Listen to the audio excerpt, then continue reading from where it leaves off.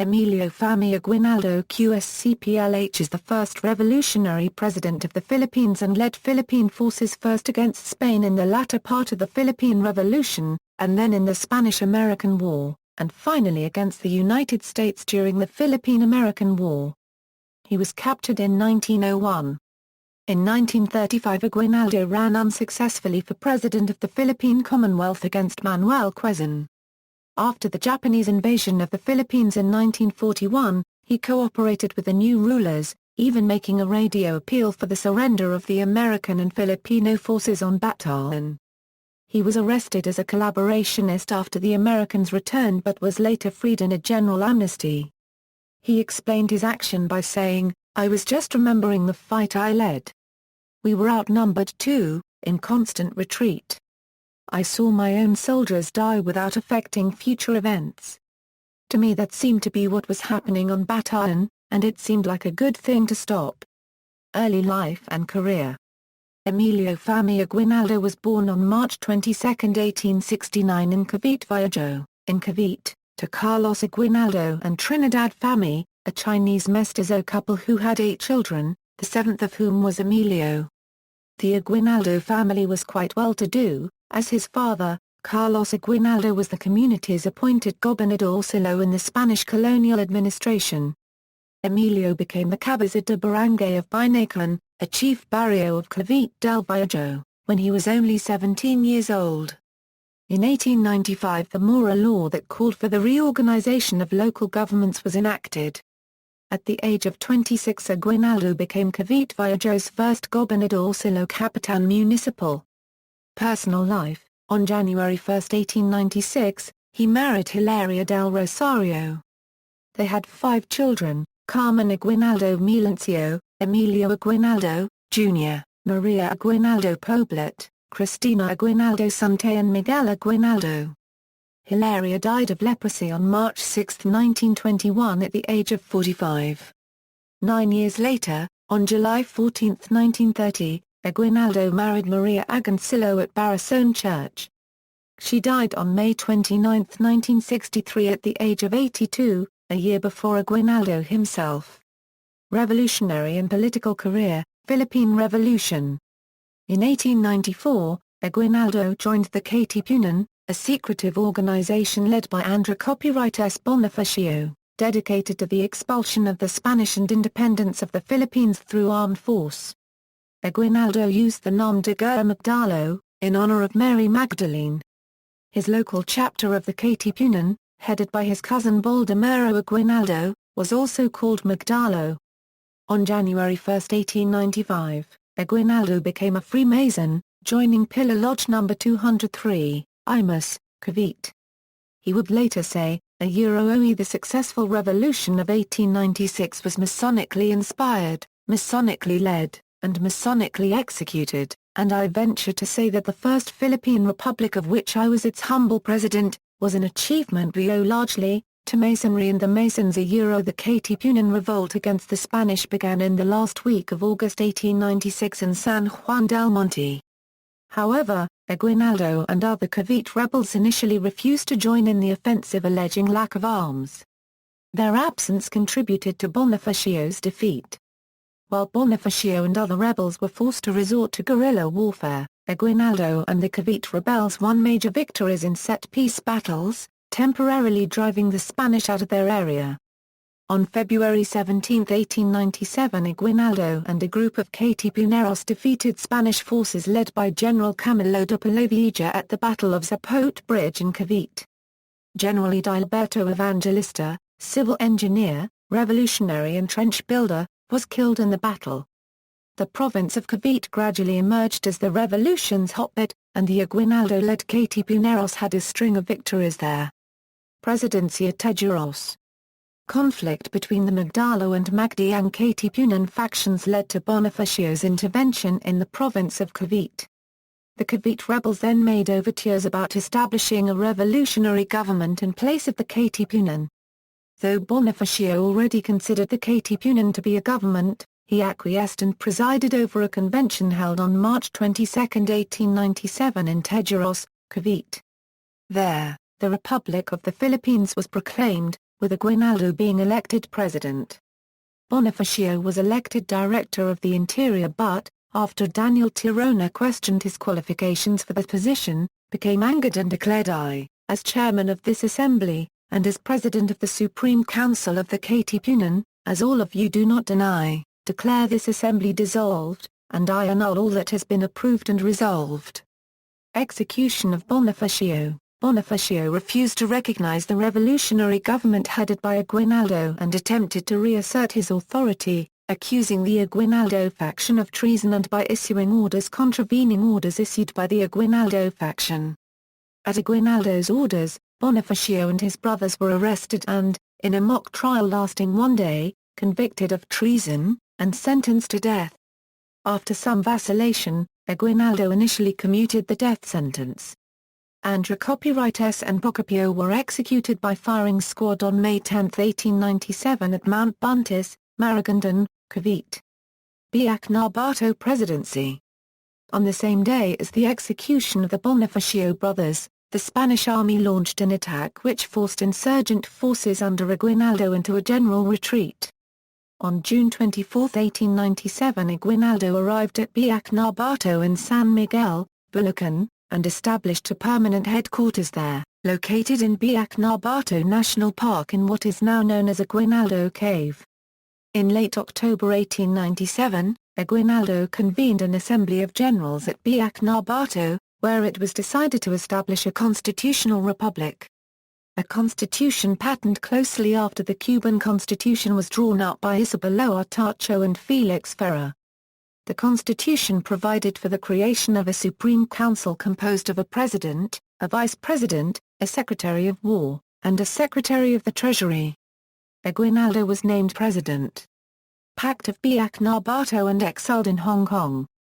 From as early as March 1897, Fernando Primo de Rivera, as Spanish Governor-General of the Philippines, had been encouraging prominent Filipinos to contact Aguinaldo for a peaceful settlement of the conflict.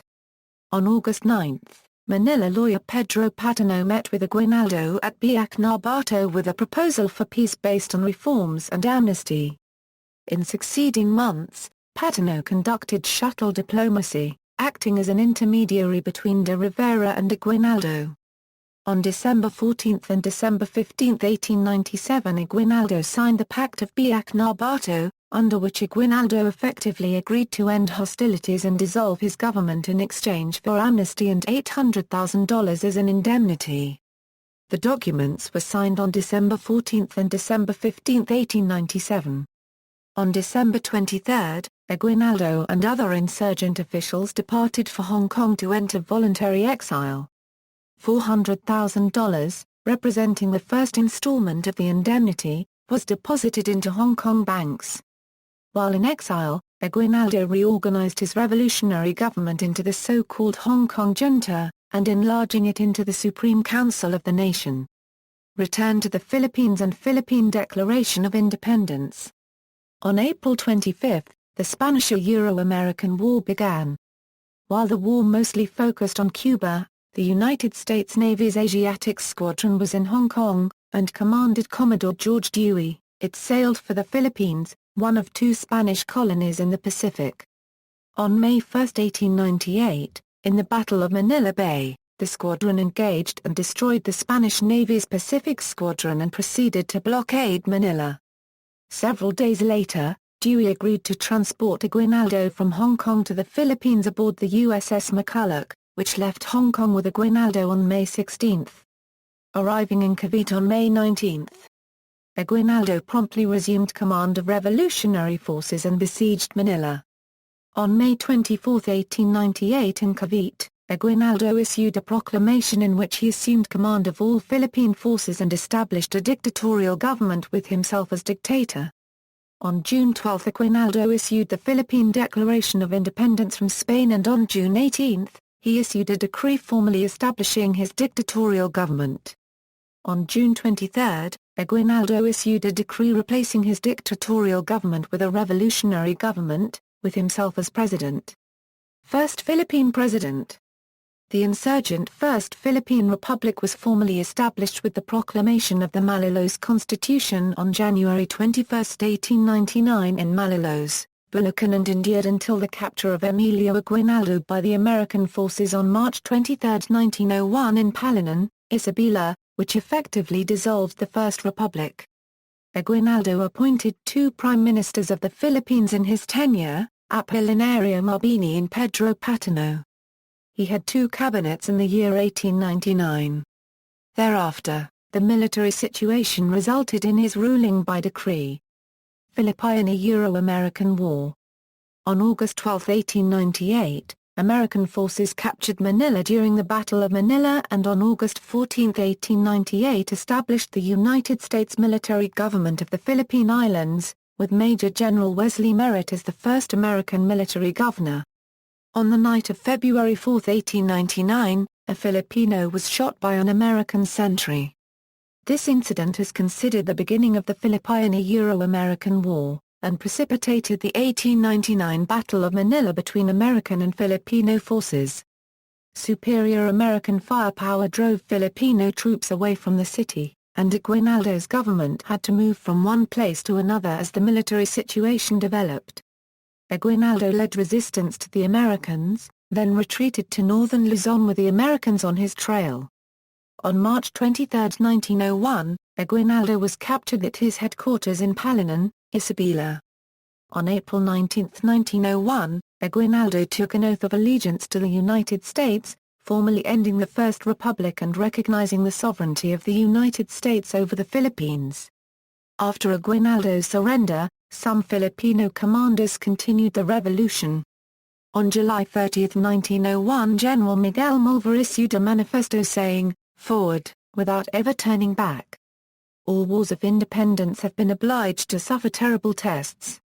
General Malvar surrendered to U.S. forces in Lipa, Batangas on April 16, 1902. The war was formally ended by a unilateral proclamation of general amnesty by U.S. President Theodore Roosevelt on July 4, 1902. Post-presidency, U.S. territorial period. During the American occupation, Aguinaldo supported groups that advocated immediate independence, and helped veterans of the struggle. He organized the Asociación Cubana de los Veteranos de la Revolución Cubana, which worked to secure pensions for its members and made arrangements for them to buy land on installment from the government. The display of the Philippine flag was declared illegal by the Sedition Act of 1907. This law was repealed on October 30, 1919. Following this, Aguinaldo transformed his home in Cabot into a monument to the flag, the Revolution and the Declaration of Independence. As of 2011, his home still stands and is known as the Aguinaldo Shrine. Aguinaldo retired from public life for many years. In 1935, when the Commonwealth of the Philippines was established in preparation for Philippine independence, he ran for president in the Philippine presidential election, 1935, but lost by a landslide to Manuel Quezon.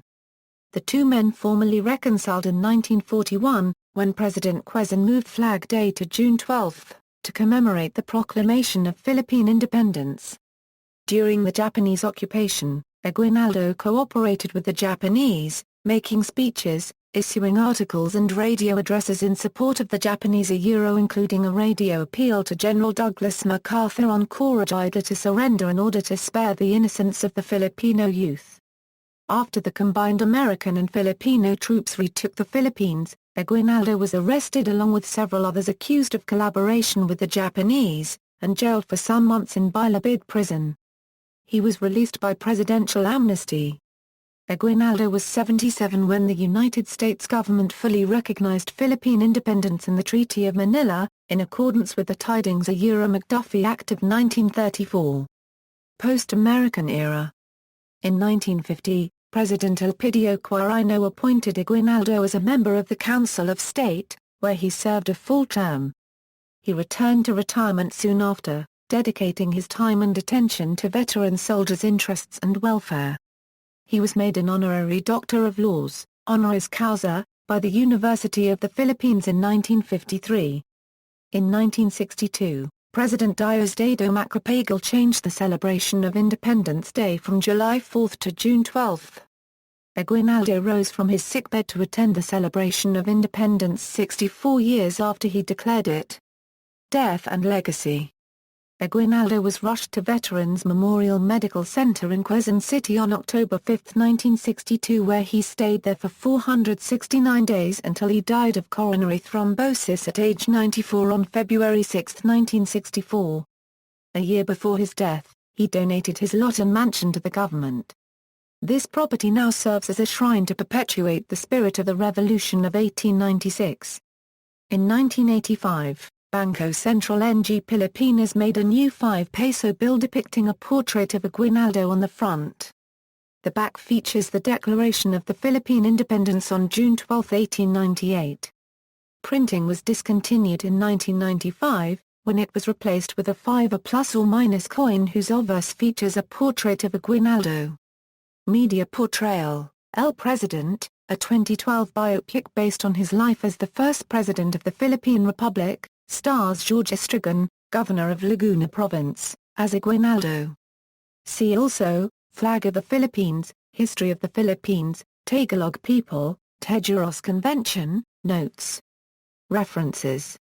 Further reading, Aguinaldo, Emilio, Mga Gunita ng Himagsikana, Zaid, Gregorio F., Philippine History and Government, National Bookstore Printing Pressa, external links, The Philippine Presidency Project, Kautusan, Gobierno Revolucionario ng Filipinas at the Wayback Machine, in Tagalog at decree dated January 2, 1899 signed by Emilio Aguinaldo establishing a Council of Government. Aguinaldo, A Narrative of Filipino Ambitions at the Wayback Machine book written by American Consul Wildman of Hong Kong regarding Emilio Aguinaldo and the Philippine-American War during the early 1900s. General Emilio Aguinaldo a Euro unregistered trademark SA Euro OE Confession a Euro at the Wayback Machine. In Tagalog, works by Emilio Aguinaldo at Project Gutenberg.